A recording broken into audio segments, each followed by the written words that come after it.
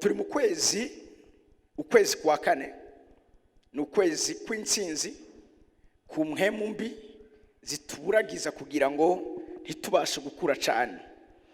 Twakwise victory over devil interference against continuous growth. Ubu ukwezi kw'intsinzi ku mpemu ziburagiza kurushiriza gukura, zituburagiza kugira ngo ntidukure cyane. Niko kwezi turimo kwa kane.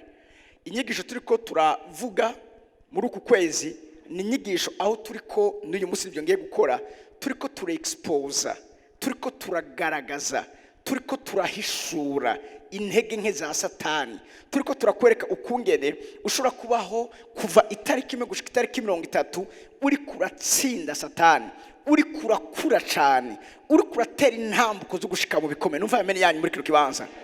Haleluya. Nizo nyigisho turiko turatanga uku kwezi. Nkuko navuze muri kiti ya mbere, singomba ngire publicité Satani, ntabimerita. Mugabo ngoma ndamwambure impuzu, ngoma ndamwambure agashambara imbere y'abera b'Imana muri kino kibanza. Numva amen ya muri kino kibanza. Urazi iyo utazi neza uwo mugwana, uwo munigana, urashobora kunanirwa, urashobora gutsindwa kandi atokunesheje. Ariko uyu mwanya cyo ngomba gukora, ngomba ndabereka intege nke ziwe, ngomba ndabereka ingene akora, ngomba ndabugura amaso. N'igihe uzobugeze muri ivyo bihe uzomenya ati iki apotre yari yakimbwiye, iki apotre yari yakinyibiye ko ibanga, simbwirizwa kuneshwa, simbwirizwa kwifata uko bidakwiriye. Ndahagarara gute? Numva amen ya muri kino kibanza. Ubundi nkuze kwibaza ikibazo, kubera iki Satani yaneshejwe? Biri tubwira ko Yesu yaranesheje Satani, yaramumaramaje, yaramukojeje isoni, acamushira musi birenge vyacu. Murazi ko Satani ari musi birenge vyacu. Uyu munsi cyo ngomba gukora hejuru ubuzima bwanyu, ngomba ndabigisha ukungere Satani tumushira mu kibanza abwirizwa kubamwo. Mpameri yameze neza, mpameri imeze neza. Satani abwiza gusubira mu kibanza yagenewe kubamo. Satani abwiza kuba mu bana bawe, Satani abwiza kuba mugabo wawe, Satani abwiza kuba mu kazi ka business yawe. Ikibanza cha Satani mu buzima bwawe ni munsi birenge vyawe. Baba nusiriko bari ngaca ntibatashe. Navuze ngo Satani adresse yewe munsi birenge vyawe. Nimba utari kuramwumva umviriza, ingo gatoye ndagukinishe gatoye, mugabo urihangana ryama ngaha. Ego ntacu bazigira gutya. Mwese muriko muramubona, muriko muramubona.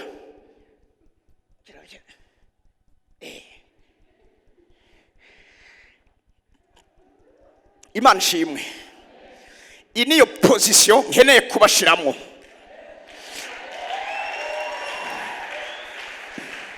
Uyu ni umwana w'Imana, ariko ufate ko ari Satani n'umutwe we uri nga. Nkeneye kubabona mwese ibirenge vyanyu biri ku mutwe wa Satani in the name of Jesus.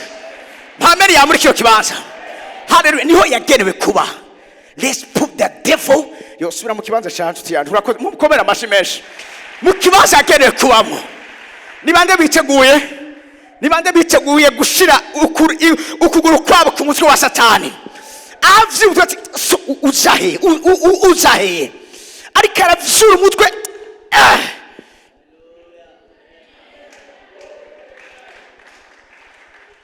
Haleluya, haleluya. Okay, mana yanje kuyu munsi numva ndi excited, singira nko nenda bakumbe nta byonse. Imana ishimwe. Abikorino bakabiri, no imbere kuca mu ikono bakabiri, Abanyefeso igice cya 3 ku murongo wa 13. Irukanga ndakubita mbangura, dufite umwanya mutoya, ariko nizere kuko nirukanga nawe unyaruka mu kumfata. Okay? Satani tumukoze isoni. Vuga ngo tumukoze isoni, cyane ngo tumukoze isoni. Hallelujah. Therefore, put on God's complete armor, that you may be able to resist and stand your ground on the evil day. Avuze ngo mwambara ibigwanishwa vyose vy'Imana kugira ngo mushobore guhagarara mudatsinzwe ku munsi mubi. Bijambo ry'Imana rivuze ngo hari iminsi mibi ku buzima bw'abana b'Imana. Iminsi yose ntiyamara myiza. hari iminsi ku buzima bwawe izoba mibi. icyo Imana igomba ni uko no muri iyo minsi mibi uzohagarara udashobora gutsindwa na gatoya. Mpameni yameze neza, mpameni yameze neza. Bijya bihe abandi bananigwamwo nivyo bihe wewe vyo kubona ubushobozi bw'Imana no kubona intsinzi. Dawidi aravuga ngo sinzotinya umwambi uraswe ku murango cyangwa ikiza mu ijoro. Biba ku murango turatsinda, biza mu ijoro naho nyine ntabwo badufise turanesha. Mpameni meze neza muri icyo kibanza. Si iminsi yose uzokumva ushobora gusenga, si iminsi yose uzokumva ubishobora kurimbura ijambo ry'Imana, si iminsi yose uzobishobora kuvuga ubutumwa bwiza nk'uko ubikora. Hari igihe uzokumva uri mu bugaragwa, hari igihe uzosenga bikanga kusenga, hari igihe uzokwinana cyangwa wizere ariko ukumva ko ntibiriko birakunda. Ariko no muri ivyo bihe nyene ngoma nakwigisha ukugene utegeza kwamuhagaze udatsindwa ku minsi mibi. Mpameni meze neza. Bose bakwanse, bose baguhemukiye, uteze kuguma uhagaze. Numva meni ya muri kino kibanza igihe bakubwiye amajambo mabi, nta kintu na kimwe kunyiganyiza umutima wawe, nta kintu na kimwe kugutera kunyiganyiga. Nawe wahuye n'amadeception ameze gute, hagarara shikama ku munsi mubi. Umugabo yakubwiye ati nta Mana usenga, hagarara. Wahuye n'abagezi bawe bakakuremera, hagarara. Bagukuye ku kazi, hagarara. Nta kintu na kimwe kugutuma utamajambo uvuga ivyo utotegezwa kuvuga ngo ari kubera ukura mu minsi mibi. No mu minsi mibi washoboye guhagarara udatsindwa. Amen yanyimeze neza. Haleluya, haleluya. Abana b'Imana Imana yizera ni abana b'Imana bashaka guhagarara mu minsi mibi, ni abana b'Imana bashaka kugumiza ishimwe mu kanwa kabo atampamvu bafise yo gushima Imana. Urazi mabwiye hari ibihe vy'ukuri ubamwo ukumva ko oya amashimwe ntari hafi yawe, ukumva ikiri hafi yawe ariko bazimana ngo Mana kubera ikibi vyabaye. Ariko nubwo vyabaye bimeze gutyo mu minsi mibi ntushobora kubwira Imana gutyo kuko wewe irakwizeye. Mpameni meze neza. Ndakene ko muba ahantu n'igihe vyose vyanse ubwira Imana ngo Mana naho ntumva amashimwe mu kanwa kanje ariko ndazi ko nibi navyo bizorengana, nibi navyo bizohera, nibi navyo bizosigwa ku iherezo. Ntidushima Imana ku vyadukoreye, dushima Imana ku vitaradukorera. Mpameni meze neza muri kino kibanza. Ndifuza gushishita amashimwe mu kanwa kanyu ku vy'Imana itarakora. Uramaze kumva umuntu ashima Imana ku vy'Imana itarakora, uyo muntu ni wamwumva uzomenye ngo umuntu n'umuhizi. Bamwe bashima Imana kuko oh Mana ndagushima wampaye fiancé, ndagushima Mana wampaye contrat, ndagushima Mana wanyijije. Ariko ndakeneye abantu bavuga ngo Mana naho ndi mu muriro naho nyene ndagushima, naho nabuze umwana ndagushima, naho nafakaye ndagushima, naho banyirukanye ku kazi nta gishobora kumbuza kugushima. Amen imeze neza muri kino kibanza. Muhagarare mudatsinzwe ryari ku minsi mibi. Vuga mbwira umuntu wandi yawe ati no ku minsi mibi zo kwamanesha. Haleluya, zo kwamanesha. Wow, haleluya, haleluya. Yo Amen imeze neza muri kino kibanza. Amen imeze neza muri kino kibanza. Amen imeze neza muri kino kibanza. Yes, no mwitanure ry'umuriro utegeza gushima Imana. No mu ntare mugoba gw'intare nta kintu kimwe kigutwara ishimo ry'Imana mu kanwa kawe. Amen imeze neza. Haleluya. Kuko Satani hari ikintu kimwe nifuza kubabwira. Abantu benshi bazi ngo Satani arakomeye, Satani nakomeye. Ariko Satani akomera kuko amukomeje. Akakani bakumvise. Nanivuze ngo Satani ntakomeye. Ariko Satani akomera kuko wewe wamukomeje. Nutamukomeza ntazokomera. Umva meni ya muri kino kibanza. Nutamukomeza, nutamuha impamvu yo gukomera ntazokomera. hari ikintu kimwe Yesu avuga, aravuga ngo umwami w'isi nta kibanza afise muri jewe. Birasigura iki? Yesu reka abwira abigishwa biwe, Satani ibyo yogomba gukora byose ntabishobora, kuko nta muryango namugururiye, nta kibanza namuhaye mu buzima bwanje. Uyu munsi Satani akomeye ku bana b'Imana kubera iki? Abana b'Imana baneshwa kubera iki ku minsi mibi? Kuko hari ikibanza bamuhaye, hari icumba bamutijije, hari akantu aje kubona atari ikibanza kinini mugabo ariyo. Muriko muranyumva? Iyo uri kuranka mwene so uri kuraha Satani inkomezi zo kukunesha.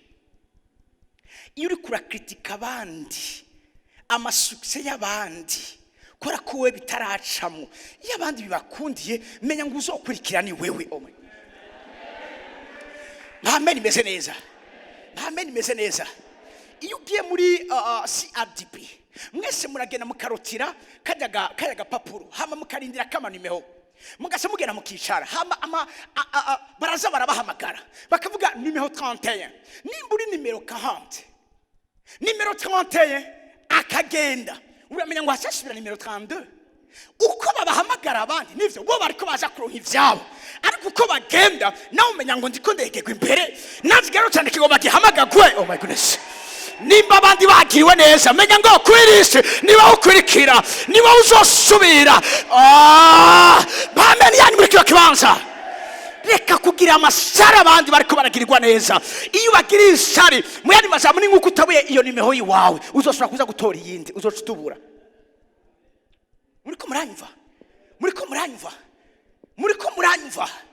Nezererwa abandi, hezagira abandi. Vuga neza abandi. Muriko muranyumva muri kiro kibanza? Nawe ni wozo kurikira. Iyo uri kuragirira neza abandi, uri kurashima abandi, uri kurahezagira abandi, uri kurabwira Imana, Mana nanje ndizeye ko igihe cyane kigiye gushika. Ngara abantu Imana hageze kiza n'ivyabo ibona bafise igonishari bariko baragira imisato ya uyu ni haragera, reka tumanze turindire. Muriko muranyumva? Nico gituma uyu mwanya ngomba ndabafashe kuno ubwambure bwa Satani. Nababwiye muri Kristo ya mbere, kera mu ntambara abami bahora bagwana, iyo umwami bamufashe, umwami bakamufata, ikintu bakora bategeza kumukoza isoni. Iyo bakojeje isoni umwami baba bakojeje isoni igihugu cyose. Kikituma uyu munsi nifuza kukogwa n'isoni, kuko wowe uri umwami. Isoni yawe nk'umwami ni isoni y'igihugu cyawe.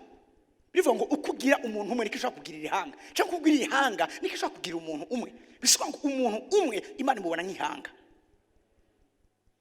Wewe ukojeje isoni Imana, hari abantu benshi utumye nabo bazokogwa n'isoni. Siko muriko muranyumva? Nico gituma ubonye mwene so atitaye kende umufata umuduze, kuko muri no rugendo turakeneraniye. Muriko muranyumva? Kimwe gishobora gutuma ubwami bugabanuka inkomezi nuko bwigabura hagati yabwo. Ebabwira ikintu kimwe, Fox y'abantu nuko bumva ibintu kumwe. Murabe na kino kintu muhemu yari ntihigeze amanuka abigishwa ba Yesu bataraba umuntu umwe. Iga misi siyo bari babizo kumara bariko barasengura muhemu Imana aze, ariko umunsi wa mbere muhemu Imana ntiyaje kuko ntibari bwashobore kugira kuba umuntu umwe. Bari bagize twatu muri ukaba Petero ko barabaza Yesu ngo none ko twe wavuze ingene tuzopfa, ivya Yohana navyo ni gute? Uyama mukize cyane nawe gute? Yesu akababwira none ivya Yohana baraba kwiki? Nimba nzogaruka kiriho canke zoba yafu ivyo mwe bibaraba kwiki? Ni mumureke. Bari bafise utwo tuntu twimitse hagati yabo. Ninde mukuru muri buka ingene babahungu bigeze kuza kubwira Yesu ari kumena nyina akaza kubavugira ngo mu bwami bwawe Matayo 20 ndifuza ko umuhungu wanje umwe azoba iburyo bwawe undi akaba iwafu bwawe. Donc abandi bose ntaco basiguye, abanje navyaye nakuye mu nda, abari bumwe abo mu visi wawe undi abe ishegera sha kabiri. Yesu arababwira ivyo musaba ntavyo muzi. Ico gihe hagati muri batangura kubutuna ate haje mwagiye muzana nyoko wanyu kugira ngo aze kubasabira ibiti ku ngoma ya Mesiya, twababonyesha hagati y'abatangura kubutuntu. Uravyumva? Iyo ubwami butanguye kwidiviza wabugomba buhere. Cyo gituma uko vyomera kose ndashaka kuba mfise ibintu ndatahura, cyo kimwe nuko nawe ushaka kufise ibintu ndatahura. Ico sabwa ni kimwe, suko gukritika. nuko nzi umunsi umwe ko hamwe na muhemu w'Imana hazogira igihe duhuriza ku kintu kimwe. Umva amenya muri kino kibanza vuga ngo kugeza aho bazogira ukwizera kumwe, ukwizera kumwe birashoboka. Muri ko muranyumva rero uyu munsi ngomba nkora iki? Murambabara ngomba ni byinshi cyane ngo mugerageze nirukange. Iyo amakipe abiri aza gukina, nakunda football naho ntayiraba ijya minota 90 ndafise aga programa kanyereka ingene match yageze mu minota 5 yose. Sishobora kuryama ngo sinzire ntazi ingene Real ihagaze, Barca ihagaze, ndabimenya kuya neza kumenya nibiriko biravugwa mu isi ingene bandaba ngo badabwire gacha kuvyerekana na football. Ubundi equipe bavuze equipe n'abantu baje hamwe barondera objectif imwe, kuronka igikombe, gutsinda, kuronka trofe. Mugabo bafise ico bita umumenyereza, umukocha. Abo bantu nubwo bariko barakina bakina uko umukocha agomba ko bakina. Umukocha abo yabonye ko ubwa mbere batsinze bakeneye kugira iki kurinda igori ryabo, ashira abakinyi benshi inyuma agakinisha abakimbere. Ivyo babwira gukira nivyo bakina. Gushika ngabo turi kumwe. Nico gituma iyo equipe yatsinzwe ntibavuga ngo nabakinyi batsinzwe, bavuga ngo n'umukocha yatsinzwe. Igihe France itwara mondial bavuze ngo les hommes de Didier Deschamps. Umva n'abantu ba Didier Deschamps kuko Didier Deschamps n'umukocha. Hari kinabo abakocha bakora warashaka bahembwa amafaranga menshi, mugabo bakora iki? Bategerezwa kuba abantu bafise ubwenge bwo kumenya ingene bakinisha abakinyi babo. Equipe irashobora kubikomeye, mugabo equipe y'umukocha itamenya ingene bakinisha irashobora gutsindwa n'aka equipe gato kadakomeye karonse umukocha mwiza abapangira ukina ingene baza gukina. Muriko muranyumva? Hari ikintu kimwe umukocha akora iyo baza gukina match, ategerezwa iyo somene. Hariho article nasomye, hari somene bamara bariko barabiyo equipe ingene ikina, bakara umukinyi uwo ari we wese, umwe wese bakamwiga ati uyu force yiwe ni faiblesse yiwe ni aranyaruka, mugabo aruhakiri kare. Basa bati kure baruhakiri kare, reka twebwe turesiste gatoya. Ni nko muri box, hari umuntu ashobora kuba akomeye mugabo agasanga nta endurance agira. Izo bakora bavuga ati wo mureke agukubite yongera ukuca, mugabo ugumye ingufu haraza kugera umwanya aza kuruha, uraza kucumukoza ico ushaka. Muriko muranyumva? Muriko muranyumva?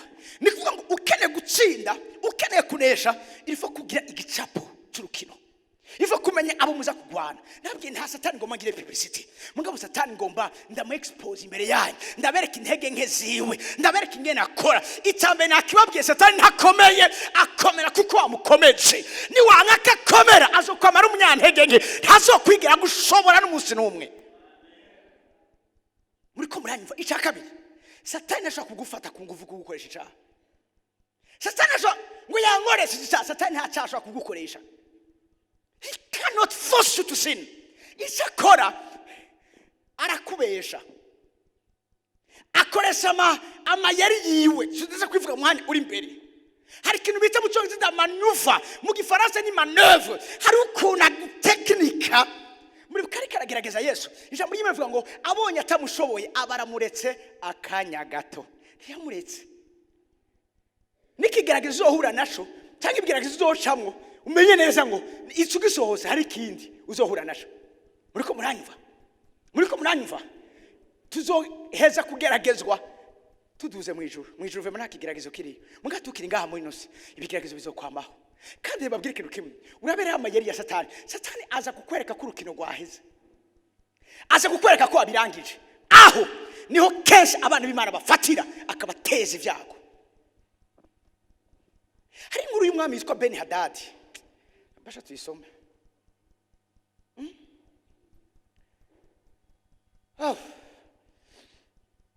Okay, na oya mgareka ndakivuge. Ben Hadad yari afise igisoda gikomeye, ingabo nyinshi zabaye ebana bien entraîné, yarazize zarabaye formé, zazimenyereye urugamba. Icabaye n'igiki atuma ko abantu kuri Ahabu yari umwami wa Isirayeli. Hambwa tumviriza, akeneye utoragure ibintu byose by'agaciro ufise ubimuhe. Apana sinza kubitora wewe egeranya inzahabu ufise wewe nyene ubwawe wiyibe iyumvira nk'umuntu akubwira ati eroje genda kuri konte yawe ntagende ufangana musigaza uyarutire yose utuyanzanira utayanzanira ndakwereka mumva kugasuzuguro mumva kwakengegwe mugakomeye yarazikata mushobora Ahabu ataravuga ati nyakubaho uko nyene ubivuze nikazobikora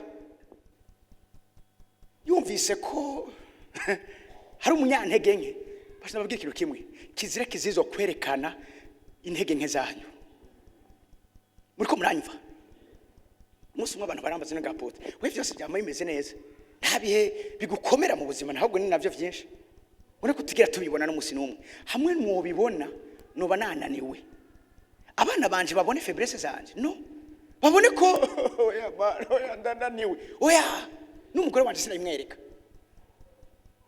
ndavyuka nkamusigara ryamye nkaca ngena mu biro nkugara nkaborogera Imana muriko muranyumva kubera kumyumviriza igihe yo hamwe mwobona ko binyankiye nta nguvu muzogira zo kugwana ico ndakizi nabo nigisha mu vy'uburongozi biramaniko ndababwira kirazira kwereka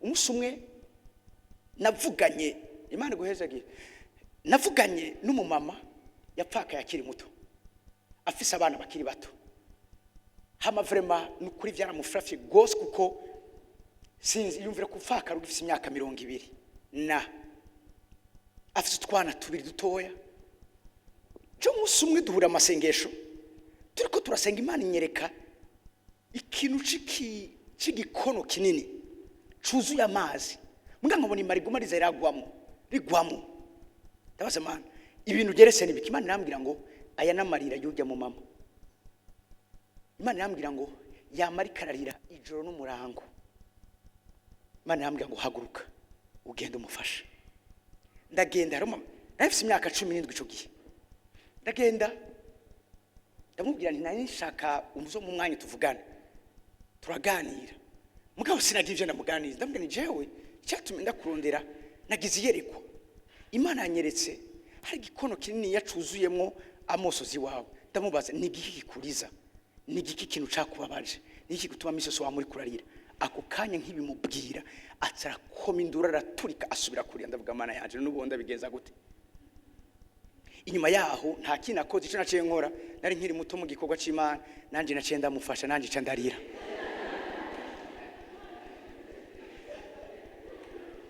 yararize nanje ndarira hama duhereza rimwe duhereje kwihanagura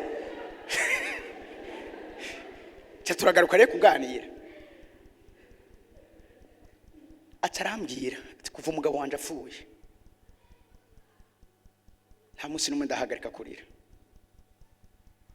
mugatarambwira ngo ariko birantangaje kuko ubaye umuntu wa mbere muri nosi ashoye kumenya ibihe ndimo arambwira ngo n'abana banje bose abana bakuze nta numwe abizi ndamaze gutata numwe abizi arambwira ngo iyo ngeze kurira ndiyugarana mu cumba nkaca mvuza radio volume nyinshi nkaca ngenda muri lavabo nkarira atage numvisa ya nyuma hezi nkaca nihanagura nkaca nisiga nkaca nambara amarori nkaca mbaza abantu biterero mwiriwe neza uravyumva imyaka n'imyaka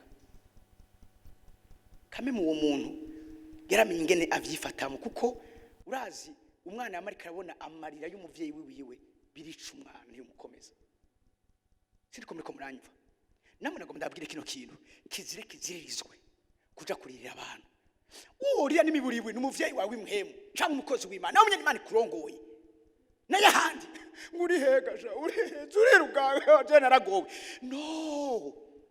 no iyo umwasi wawe abonye ko yakugemye icyo azokora azokomereza aho nyene nico Ben Hadad yakoze amaze kubona ko Ahabu yamaze gusarura ndinga yamaze kwemera ivyamubwiye yaciyongera mutuma kw'intumwa aramubwira atumbiriza yamaze abona gutumako uyongere ko abagore bawe beza bose ufise mu gihugu ugirise Miss Israel pana Miss Burundi Miss Israel abambere beza abo ndabakeneye ucubanzanira muga kameme imva biramubabaje acyamagara abakuru arababwira ati nimuraba akagashereshanyo kuyu muntu nari namwemere ko ndamuha amazahabu n'iby'agaciro mfise mugabo cyo yongera ko ngo n'abakobwa bacu beza tugize competition beza ba mbere cyo tubamushira umva gasuzuguro abantu bambwiye ati oya aho byakabere ni kera enough is enough ase anga uyu munsi komanda kubwire anga bariko barakumenesa ngo bazo gukura mu kazi anga nibashake bakagukuremo amen imeze neza muri kino kibanza urabona hari abantu satani yitiza mu buzima bwacu bakakwereka ko utabafise utosubira kubaho oya uriho kuko Imana yavuze ngo baho muri ko muranyumva n'umugabo wakubwira ngo wowe utamfise wowe uri iki uzamubwira ati ndakubaha ariko mbabarire n'igihe tutari bwabonane n'igihe tutari bwamenyane narindiho si wewe wandemye ufise ijambo rya nyuma ku buzima bwanje ni Imana yonyine n'umuremyi. Urabona satani azana abana b'Imana muri ahantu muri zone abereka yuko urumva hari ibintu kanaka batabifise batosubira kubaho. Aho ni ubwoba buba hajya ahantu wumva kutametriza neza. Turi kumwe baranga bamaze kwanga bene Hadadi arababwira tumviriza ko mu byase rero okay ntakunda ati umviriza naho ufata umucanga wo ku kiyaga dushobora kungana n'ingabo zanje tuzozana hano tuzosiga kandi ubu tuzoza turi barubura kigongwe. Mugari ikintu kimaca mu bwinshi nashaka kubabwira aha baca yishura bene Hadadi aramubwira ngo ucambara ibigwanishwa uja ku rugamba ntukanezerwe nk'uvyambura avuye ku rugamba. Akantu kanyandikire grace ndakene kwaza ukabona mwavyumvise ucambara ibigwanishwa mwana majambo reka kuririmba intsinzi utaragwana muriko muranyumva reka kuririmba intsinzi utaragwana bazugwane ni wamara kunesha uzoririmba intsinzi. Aramubwira ucambara ibigwanishwa uja ku rugamba ntukanezerwe nk'uvyambura avuye ku rugamba kuko uvyambura urugamba rwaheze ariko uvyambara urugamba ntibarurahera. Kandi urazi ubuzima burimo ama surprise menshi. Ndasenza Imana uyu munsi Imana itangaza abansi bawe kuvyerekana n'ubuzima bwawe. Nujya yibaza ko hari umuntu agutumviriza wewe ndagufise ngaha ubu nyine niwe shaka Imana imwereke yuko atagufise ngaha aha hiwe utoshobora kuakwirwa mu izina rya Yesu. Mpamere mbese neza muri cyo kibaza ucambara ibigwanishwa uza ku rugamba ntukanezerwe nk'uvyambura avuye ku rugamba. Hewe bene Hadadi yaratangaye yarazi ko urugamba rufise gutya mugashize ku rugamba Imana mugatumvira sina bose bazoja kugwana aha arabazi banone ni bande bazoja kubagwanya. Imana babwiye ati ni mikangara y'abaganwa bane majambo n'aba jeune n'abakiri bato n'aba jeune leader oh my goodness n'aba young leaders ni misore n'inkumi zanyu bakiri bato ariko indani muri bafite ama potentiel hadasanzwe abo nibo bagiye kugwana nabo hibari na benshi ariko Imana yabanye nabo. Bene Hadadi aratangara Imana itangaze satani kuvyerekana n'ubuzima bwawe itangaza abansi bakuvyerekanye intambara urimwo mpamere ya muri cyo kibanza Imana ibatangaze vuga ngo Imana ibatangaze mpamere imeze neza sibo bagiye kunezerwa mu rugamba bagiye kugwana nawe ni wowe ugiye kunezerwa kuko Imana igiye kuguha intsinzi mu ntambara ugiye guhuramo nabo.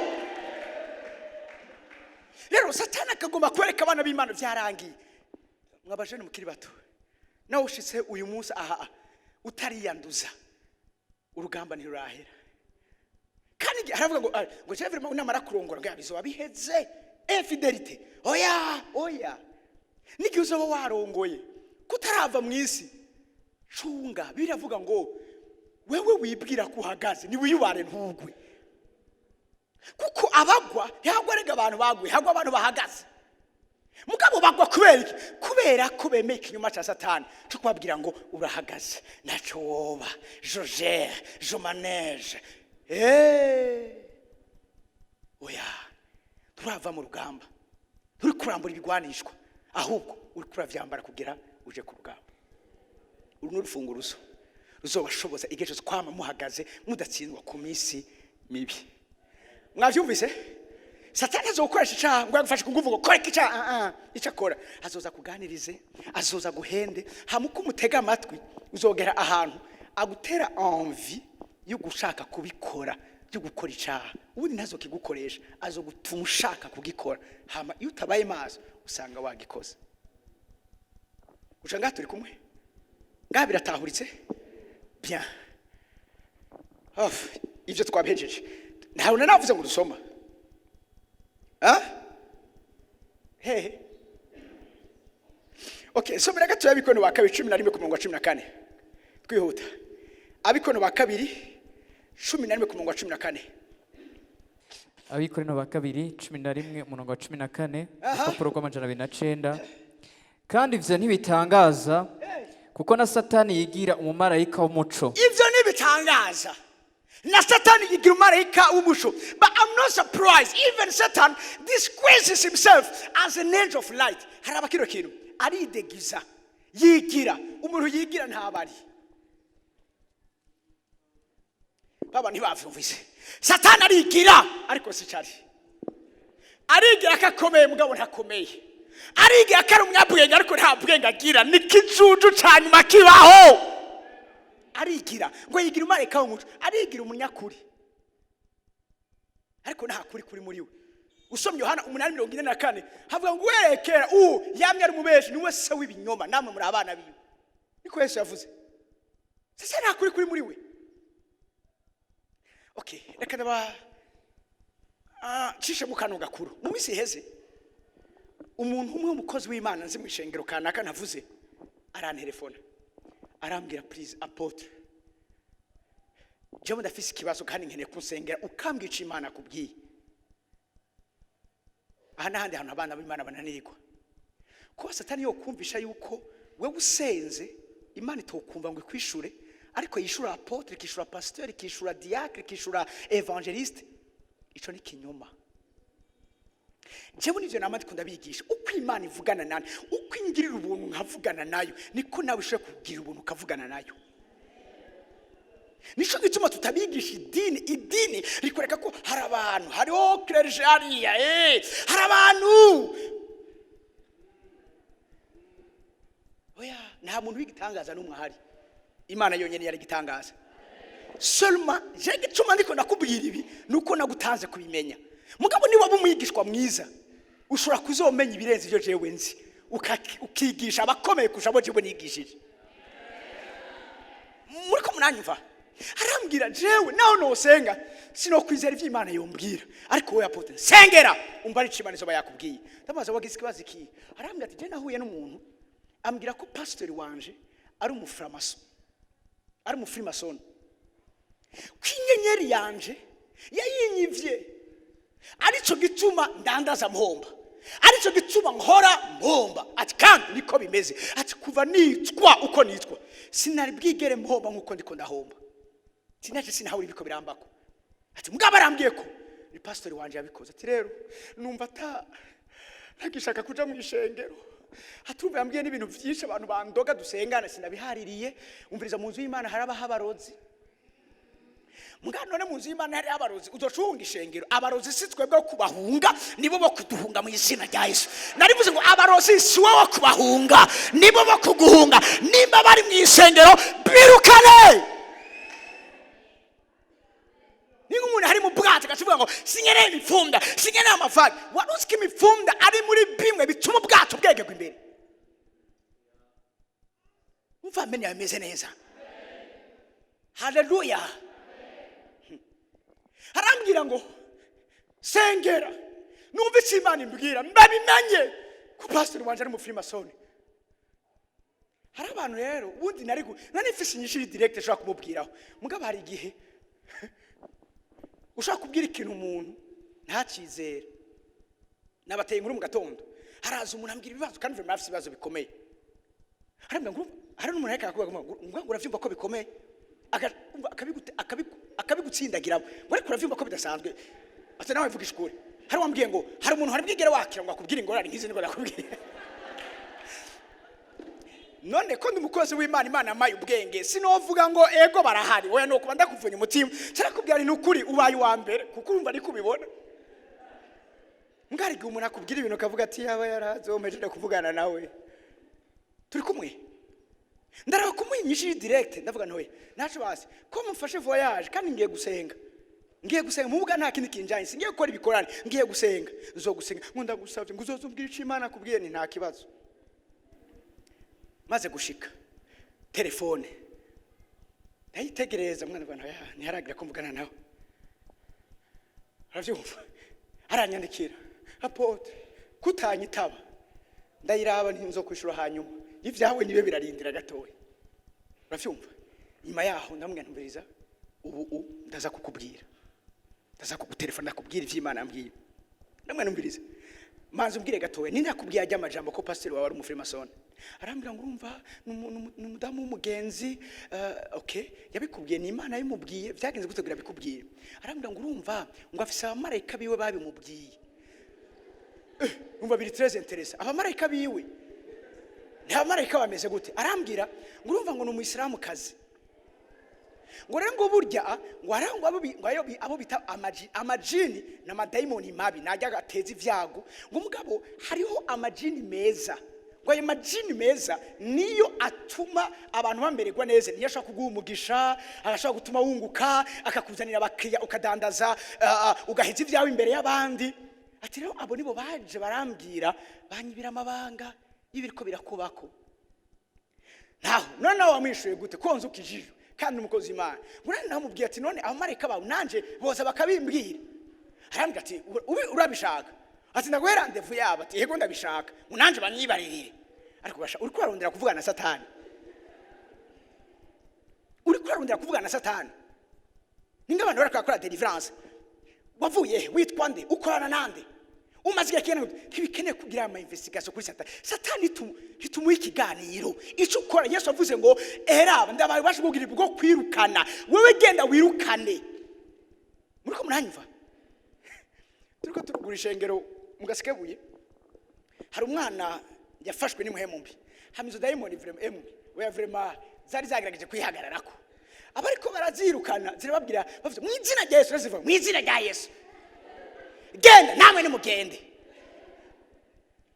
Bize n'ivyo kwavuga ikabasubiramo, nabo nyine bavuga ati Mana yanje naho twakagendeye.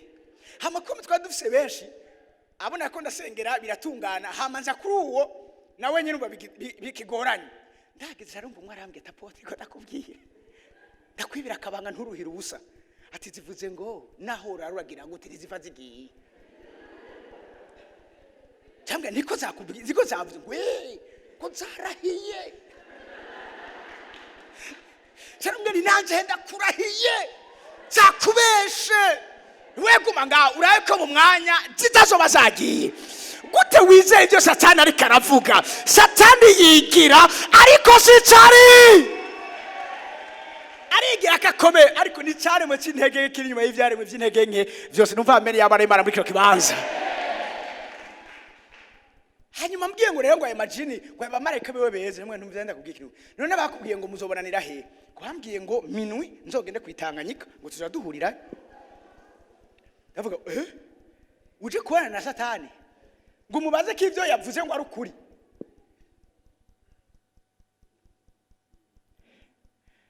Uyo n'umunyabinyoma. Niye nakubwira ati uri umugore uzoca ukekeranya.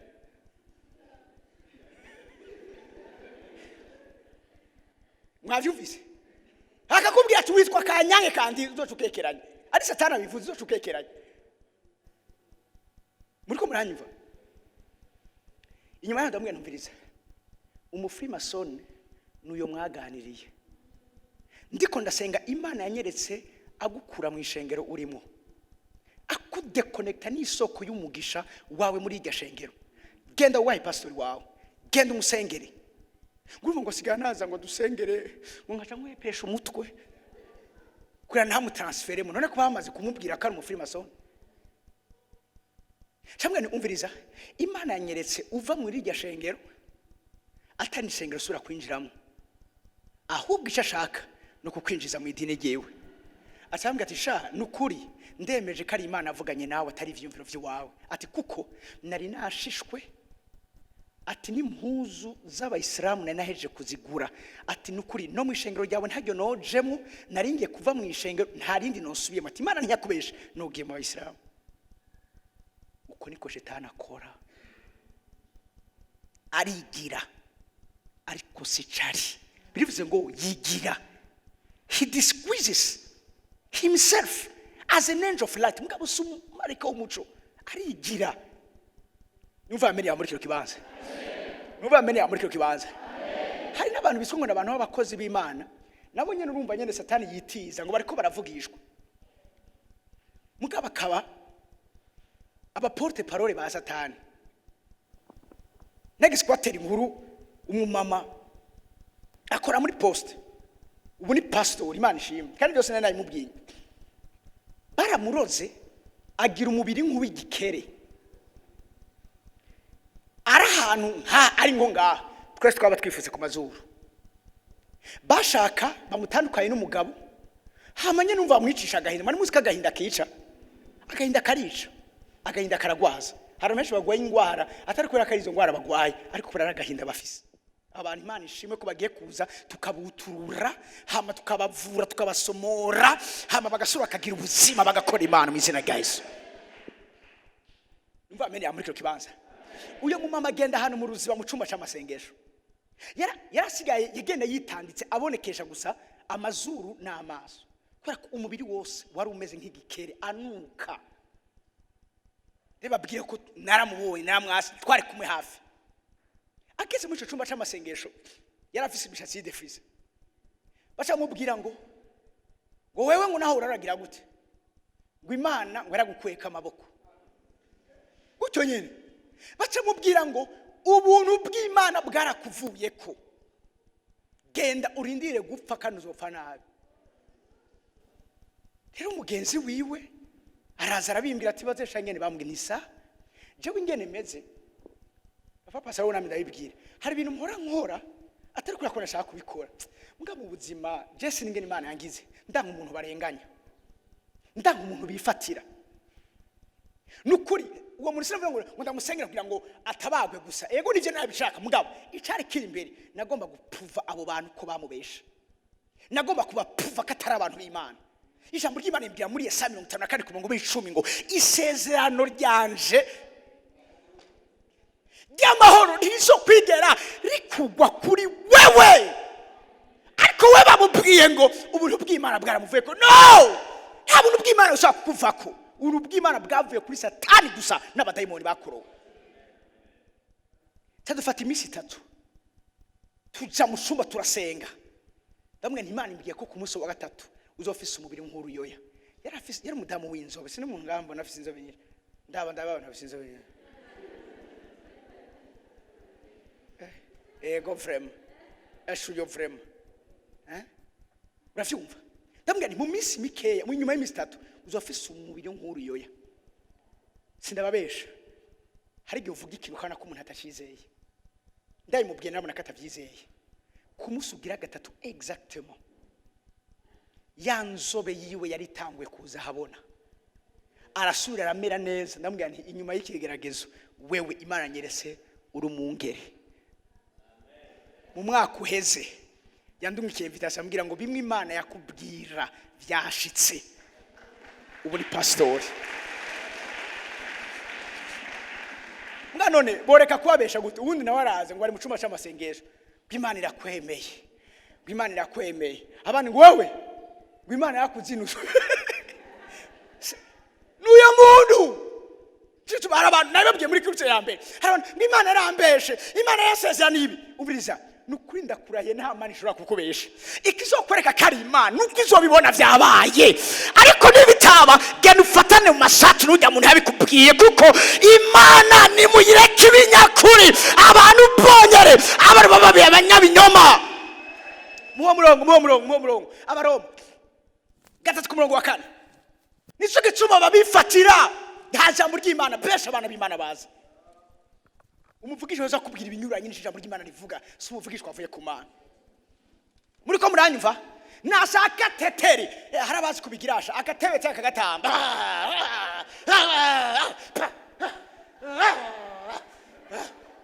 ati yo ati muhemu w'Imana ari ngaha arasara hajya ugiye ukamwabiza ikofi yoca asura agahagarara neza.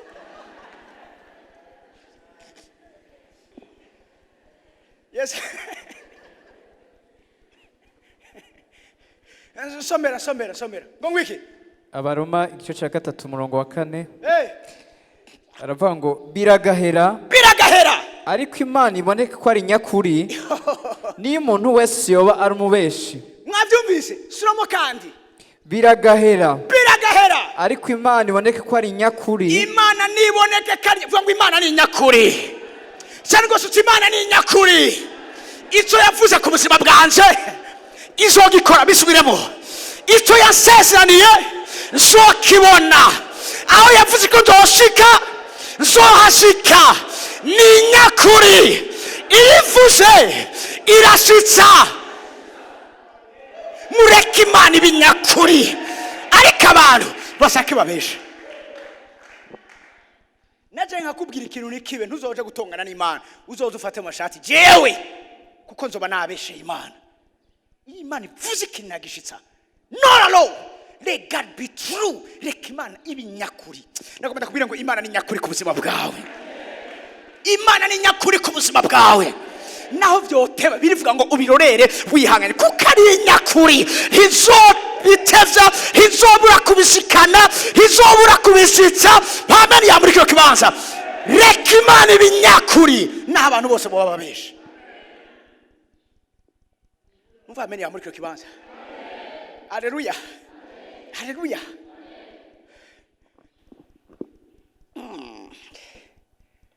Itanguriro igice cya 3 nohera igice cya 2 ku murongo wa 16 hamujwe itanguriro igice cya 3 ramashofaratisa yo nishaka cyuma Paul avuze ngo hasigaye akanya gato sirema koreka bahishura no mabanga nkandi ko ndababwira urazi ibintu ndiko ndababwira mu bimenye habasigaye akanya gato Satana agafitonyererwa munsi birenge byanyu iri kumva kuno kuri habasigaye gato vuga ngo hasigaye gato Satana agafitonyererwa munsi birenge byanje mu izina rya Yesu Kristo. Haleluya. Isamu y'Imana avuga ngo and the Lord God commanded the man you are free to eat from any tree in the garden. Imana yasibwira Adamu na Eva yarababwira muremerewe kurya ku giti cyose kiri ngaha muri ritongo muremerewe kurya. Muga ikintu kimwe gikomeye hajya ahantu havuze ngo and the Lord God nukumwami Imana. Iyo tuvuze Imana n'umwami Imana biratandukanye. Iyo tuvuze Imana ni Elohim turumva ubushobozi turumva power. Mugihe tuvuze umwami Imana turumva ubwami turumva consecration turumva gucira bugufi icyo yavuze turumva ukuganza kwayo. Hari ikintu gikomeye iri jambo the Lord ni jambo Yahve mu Giheburayo gifise isiguro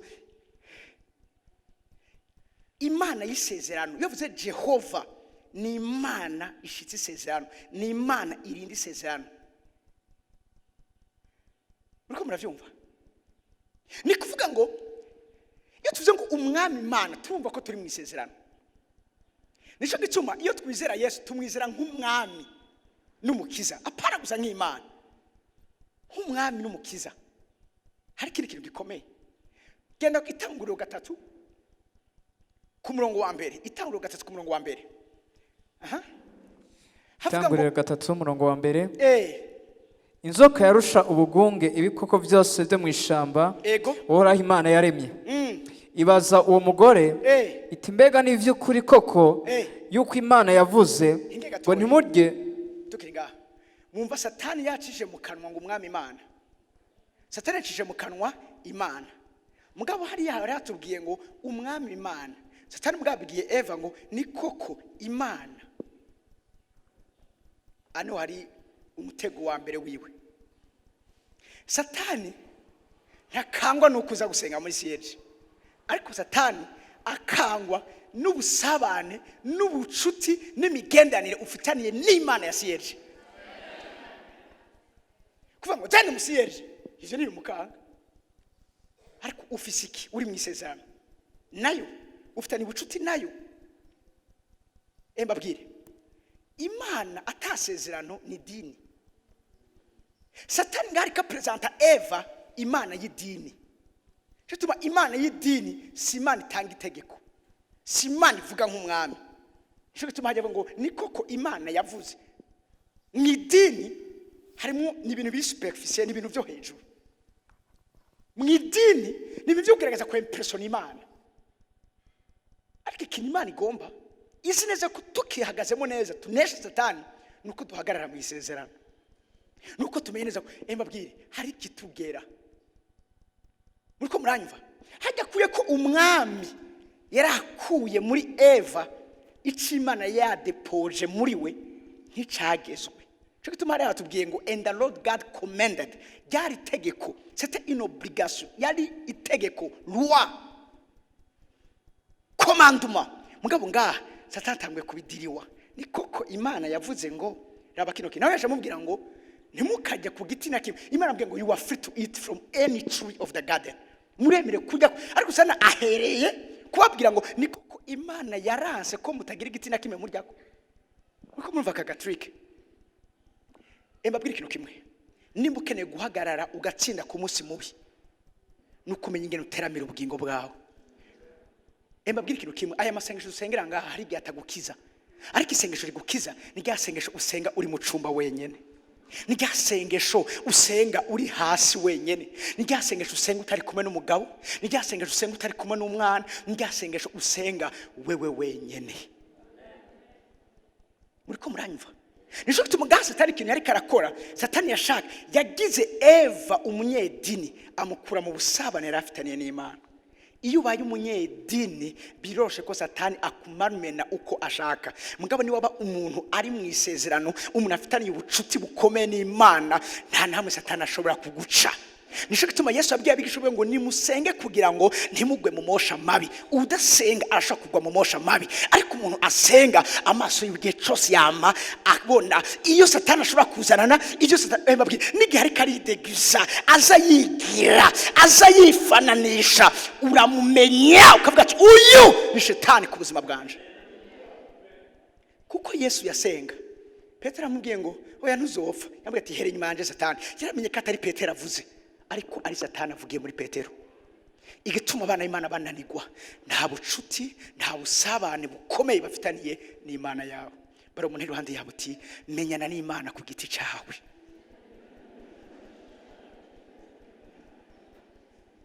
Amen, imeze neza. Menyana n'Imana ku giti cyawe.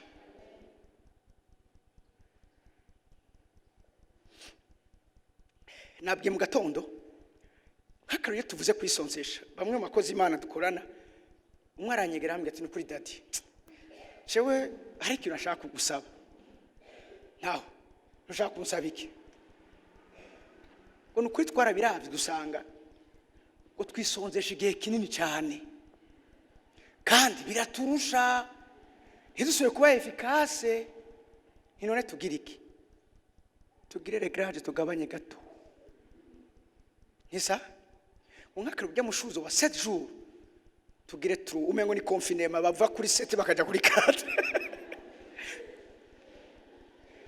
Ige Satani azokwereka yuko iyo uri kuri isonzesha ari akigoro uba uri kuragirira Imana yaguhejeje. Kwisonzesha ntibihindura Imana, kwisonzesha bihindura wewe.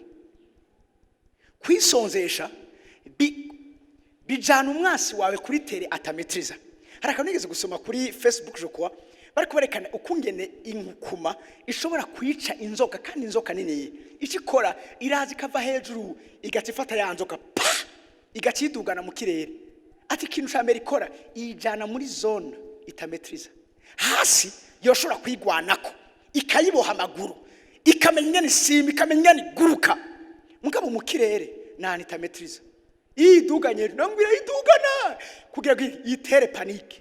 Kigapanika igatsikirekura. Igasigara gasura kagifata igasubika kidugana.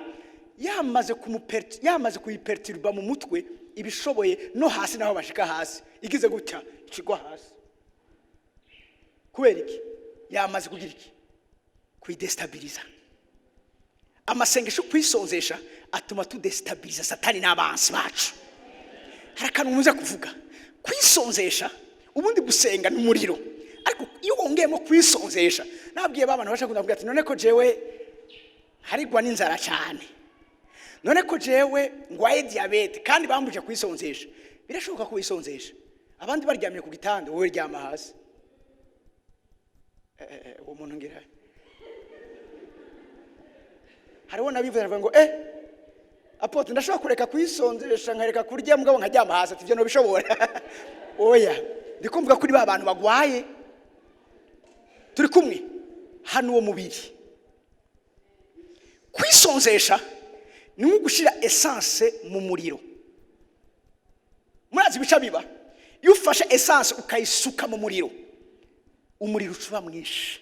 Kwisonzesha vyongereza umuriro w'amasengesho yacu ku gicaniro. Ije gutuma umbiriza iyo usutsemo essence umuriro ukaba mwinshi, haro n'ibintu biba vyinyegeje ubona bivunduruka vyirukanga utaruzi. Kwisonzesha gutuma umuriro utagira control, utimetriza. Ndakene ko ubushobozi bwanyu butimetriza hageze ko budestabiliza abansi banyu izina rya Yesu. Haleluya. Turi kumwe mu idini bakubwira toya ni wagenda wunamye naho utokwisonzesha. Hama kandi ni wisonzesha umenye ngo Imana nayo nyene vremera kura ikavuga ati nukuri reka ndabimuhe. Kwisonzesha nibitera ikigongo Imana murambabarira ntiri sentimental. N'amarira yawe ntakanga Imana, ariko ukwizera kwawe kuvanze mu amarira yawe uko kuzokanga Imana. Imana ntiyishura amarira, Imana yishura ukwizera. Ndabiswe mu Imana ntiyishura amarira, Imana yishura ukwizera kuri mu marira yacu. Birumvikana je turavuga biratahuritse. Satani ashira Eva mwidini amusohora mu migenderanire. Ni wava mu migenderanire n'Imana, ndakubwiza ukuri ntagiye uzobusigaje guhagarara. Uzobusiga biri mu idini, Satani ntakangwa n'idini. Abishe Yesu n'abanyedini, ababambye Yesu n'abanyedini. Muriko muranyumva? Ariko abari bafitaniye imigenderanire nawe abigishwa biwe nk'aba Simoni umunyakureni nibo bagiye kugira iki kumukuraho yariko aramamara nabi, aho yari karakogwa n'isoni, bagenda bafuka ubwambure bwiwe. Nabari mu migenderanire bamusubiza kwicubahiro, ariko abanyedini bamwambura icubahiro. Gushika ngaho turi kumwe. Reka ngeze ngaha. Gwanira imigenderanire yawe n'Imana. Gwanira usabane bwawe n'Imana. Gwanira ubucuti bwawe n'Imana. Ico ni wagikora uzoshobora guhagara udatsindwa ku munsi mubi. Amen. Ibisiganzo bivuga hanyuma, ariko ye uyu munsi tugarukirize ngaha. Haleluya.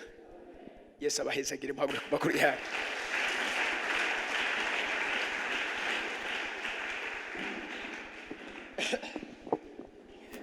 Mwagase ku maguru yanyu, mwagase ku maguru yanyu mwese. Ndasa Efeso 6:18. Amen. Conclusion. Mwagase ku maguru yanyu. Muri ivyo vyose mpeshe kuvuga bihurira muri iri jambo Paul yandikisha ngero y'Abanyefeso. Yari kababwira ivyerekana intambara yo mu buryo bw'ibwemu, ingene banesha, ingene bahagarara igihe cyose no ku misi mibi bagakubita umwansi hasi, amaguru yabo akama ku mutwe wa Satani.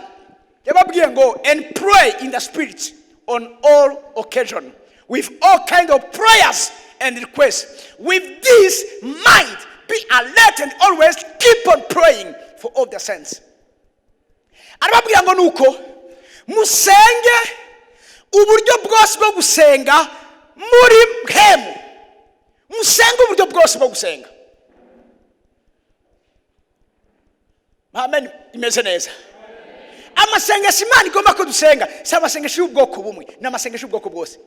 Imana yatugirira ubuntu, nzozana icigwa kivuga aya masengesho Paul ari karavuga. Hagiye sigo bayibonye bavuze ngo with yavuze ngo all kinds of prayers. Toutes sortes de prières. N'amasengesho y'ubwoko bwinshi. Hari amasengesho nkandi ko navuga amasengesho yo kurwana intambara yo mu buryo bw'impuhemu, hari amasengesho yo gushima Imana, hari amasengesho yo gusengera abera, hari amasengesho y'ubwoko bwinshi, hari amasengesho yo gushima Imana, hari amasengesho yo kunyaga iminyago, hari amasengesho kuramukwa. Haleluya.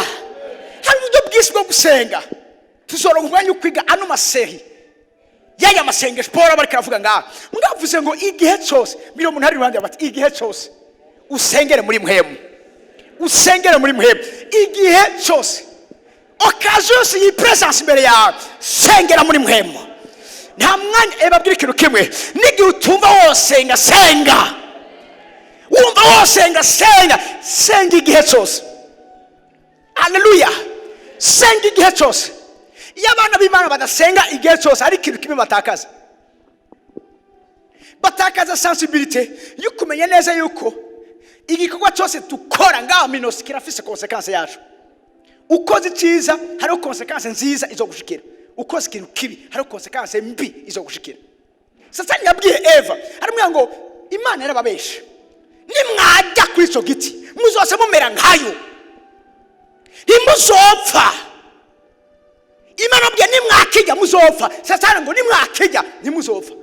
Uretse ko Satani yabeshe, ariko mugabo hari ikintu yabwiye Eva gikomeye uyu munsi Amerika yabwira abana b'Imana benshi. Yamubwiye ngo ni wakora ico kintu Imana yakubujije nta consequence mbi zo gushikira. Ni wiba ntibazogufata, ndiko ndakurerekera. Ni wasambana ntuzotwarinda, uzokwihana. Ni wabesha bizoba biheze. Ni warenganya urya muntu ntacyo bizoba bitwaye. Satani abwira abana b'Imana ko ivyo bakora ata consequence mbi ihari. Nywa naco uraza kuzitwara neza, ninde yakubesha? Satani yangira abana b'Imana ko bamenya ko ico bakoze kirafise consequence. Ariko menya ngo ico Imana irizi kubwira ngo ntukore, irazi gitumi kubwiye ngo ntugikore. Ni wagikora hari ingaruka mbi zo gushikira. Hadabwiye Eva ntimuzopfa, you will not surely die. Ariko bamaze kukijya barapfuye kuko Imana tsizi basora mu itongo rya Edeni. Kuva ico gihe umwana w'umuntu abatandukanye n'Imana. Urupfa Imana ariko aravuga si gupfa mu buryo bw'umubiri, ariko avuga gutandukana n'Imana. Bwa busabane buzoba buvuyeho, icyaha kidutandukanya n'Imana. Imana ikubwiye reka ndeke kuvuga ivyo benshi mumenyere kwama muri ko murumva. Imana yaje kubwira vyuka gusenga. Oh man, umviriza Imana ikubwiye ngo vyuka usenge, ntirikira gusujera gusenga, ntirikira gupropose gusenga. Irabona danger imbere. Hari abantu uyu munsi bagira accident batoyagize. Hari abantu uyu munsi bapfisha abantu batokirize bapfisha. Hari abantu uyu munsi bariko barahomba batokugera bahomba. Hari abantu uyu munsi bariko baragwa mu kinogo biriko biragura ingene bakivamo kubera ko baneglige Imana ikirababwira. Imana ikubwira tanga, ukanga gutanga inyuma yawo bikagukuta share. Muriko muranyumva? Imana ikubwira ikintu n'umwami umvira irazi gituma. Hari vitu bya tudatahura. Mugabo yizere. Nakubwira ati simba utabona uza kugwa, yizere. Yateguye amababa yamarika baza kukuramira ntushike hasi. Yizere. Imana ikubwiye saba imbabazi. Nusaba imbabazi kubera ko gusa ari we wakoze ikosa. Hari Imana ikubwira ati saba imbabazi kugira ngo itabara byakoze ikosa. Umvira ngo aho wambonye oya suko icyo udakoze Imana ikubwiye ngo ugikore, menya ngo hari consequence itari nziza zikurindiriye.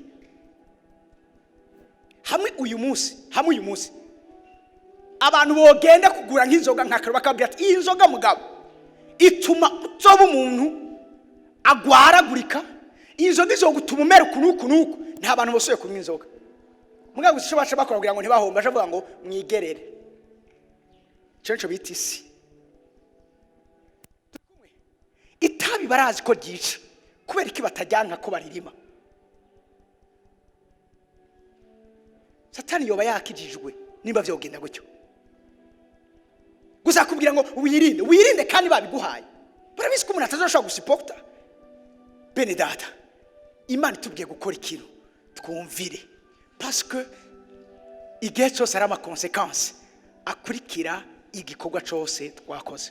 cyo kimwe niba wakora ibyiza ugakunda abantu ukagira neza abantu ukagira ubuntu abantu, naho nyine hari ingaruka ibyo bintu bifise uzogirirwa neza. uko bagira neza nawe Imana izagusaba kugira neza, uko bakunda nawe Imana izagusaba kuguhagurukiza abagukunda. uko umviriza icyo umuntu wese akora ngaha mu inosi n'imbuto ababivye azoyimbura. nibaterera abantu ku rubanza nawe bazoguterera, nutabaterera nawe ntibazoguterera. Yesu ashimwe. utaretse ibiganza byanyu remashondo robosate, shaka usaba Imana iki kintu kimwe gusa: Mana mpagukomeza imigendanire yanje nawe. nicyo cyonyine shaka usaba Imana. niwamara gukomeza imigendanire mfitaniye n'Imana sinkekeranya ubuzima bwawe buzohagara ku munsi mubi, ubeho uneza igihe cyose. Mwami Imana urakoze, turagushimiye, tugushimiye amajambo yawe, tugushimiye ukugira neza kwawe, tugushimiye Mana ingene duhishuriye amabanga akomeye y'ukwama igihe cyose twama turiko turanesha. atakintu na kimwe n'umunsi n'umwe kitunaniza kitunesha, atakintu na kimwe n'umunsi n'umwe kidukubita hasi. soboza ubuzima bwacu kubaho igihe cyose tubereye maso igikorwa cyo gusabana nawe, tuganira ubucuti nawe mu izina rya Yesu. dusenge mu gihe gikwiriye kandi twongere dusenge no mu gihe kidakwiriye. gusenga Mana biducikire ubuzima, biducikire ikintu igihe cyose twama igihe cyose tuba priorite mu buzima bwacu mu izina rya Yesu Kristo w'Umunyanazareti. usoboze ubuzima bwacu kwama igihe cyose buriko burasabana nawe. sinkekeranya uzorushiriza kudukomeza, uzorushiriza kutugira neza, uzorushiriza igihe cyose kwama uriko uratuba hafi muri byose, aho twaba turiko turanesha satani tumusubiza mu kibanza yabwirizwa kubamo mu vyerekana n'ubuzima bwacu. urakoze, izana inyota zo gusenga bibe mu buzima bwacu, bigwirikane, bibe vyinshi, bigwire muri twebwe, maze igihe cyose twamana ubusabane hamwe nawe uzobukoze. ni mu izina rya Yesu tugushima. amashyi menshi ku Mwami w'abami.